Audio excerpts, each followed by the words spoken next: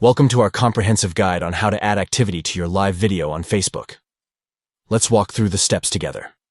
To get started, launch the Facebook app on your Android device. Tap on the What's on Your Mind section to create a new post. Select Live Video to begin setting up your live broadcast. Tap Go Live to start streaming your video to your audience. During the live video, locate and tap on the three lines at the bottom right corner of the screen.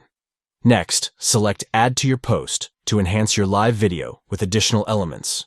Choose Feeling Activity to add an activity tag to your live video.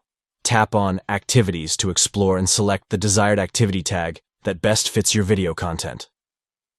Once you've chosen the activity tag, tap Done to apply it to your live video post.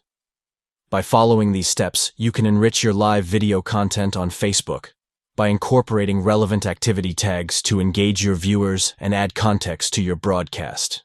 Thank you for joining us. We hope this guide has been helpful in demonstrating how to seamlessly add activity to your live video on Facebook. Enhance your live broadcasts with activity tags for a more interactive and dynamic viewer experience.